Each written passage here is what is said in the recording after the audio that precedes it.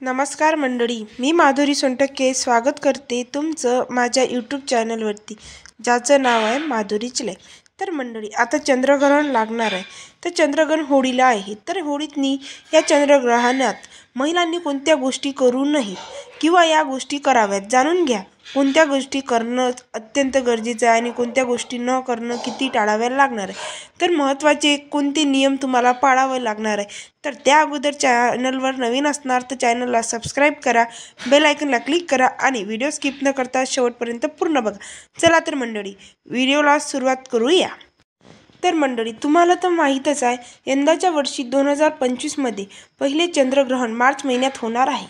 पण चंद्रग्रहणाच्या बरोबर 9 तास आधी सुतूक काळ सुरू होतो। ग्रहण संपल्यानंतर सुतूक काळ संपतो। सुतूक काळात महिलांनी काय करावे आणि काय करू नये, चला तर या गोष्टी पण आपण जाणून घेऊया की चंद्रग्रहणाच्या काळामध्ये काय करू नयेत।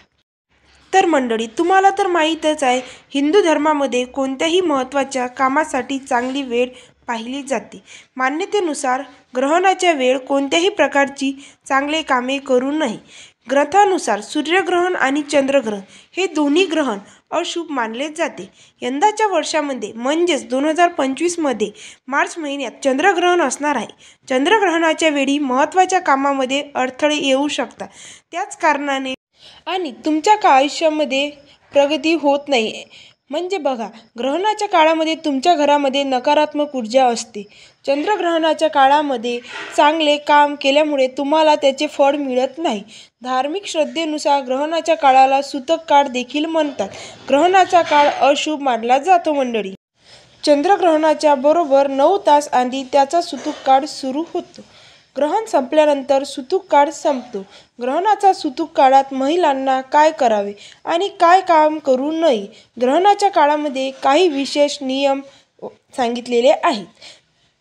बघा, चंद्रग्रहण त्याच्यावर कोणताही वाईट परिणाम होऊ नये म्हणून महिलांनी हे नियम पाळले पाहिजेत। या नियमाचे तुम्ही पालन केल्यास तुमच्या आयुष्यावर त्याचा नकारात्मक परिणाम होणार नाही। म्हणजे बघा, चंद्रग्रहण पौर्णिमेच्या दिवशी होते। यावेळी पौर्णिमा 14 मार्च रोजी आहे। या दिवशी चंद्रग्रहण होईल। 14 मार्च रोजी सकाळी 9:29 वाजता चंद्रग्रहण सुरू होणार आहे। त्यावेळी ते दुपारी 3:29 वाजता संपेल। तथापि हे चंद्रग्रहण भारतात दिसणार नाहीये। अशा परिस्थितीत चंद्रग्रहणाचा सूतक काळ देखील भारतात वैध राहणार नाही आहे। सूतक काळात महिलांनी या गोष्टी करू नयेत। बघा, चंद्रग्रहणाच्या सूतक काळात महिलांनी अन्न शिजवू नये। सूतक काळात महिलांनी केस कापू नयेत आणि केसांना तेल पण लावू नयेत। महिलांनी या काळात चुकूनही झोपू नयेत।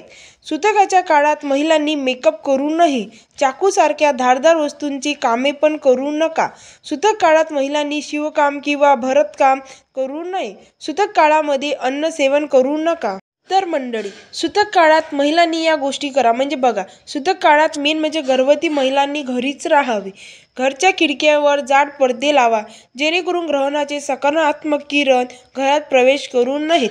ग्रहण संपल्यानंतर गंगाजल पाण्यातून मिसळून स्नान करा, म्हणजे आंघोळ करून घ्यावी लागणार आहे तुम्हाला। आणि भगवान शिव, असे विष्णू, ज्या काही कोणत्या धर्मातल्या तुम्ही देवांना मानता त्या देवाची तुमच्या आवडीने ध्यान करा। आणि गर्भवती महिलांना त्यांचं अन्न आणि पेयामध्ये तुळशीचे पान घालावीत। म्हणजे जे काही तुम्ही अन्न आहे, तुमच्या घरी पाणी आहे, त्याच्यावर तुम्ही तुळशीचे पानं पण ठेवावी लागणार आहे। तर मंडळी, हा आहे आजचा व्हिडिओ आवडला असेल तर चॅनलला लाईक करा, शेअर करा आणि सबस्क्राईब करायला विसरू नका। भेटते तुम्हाला असेच नवीन व्हिडिओ घेऊन। तोपर्यंत आपल्या चॅनलसोबत कनेक्ट राहा। धन्यवाद।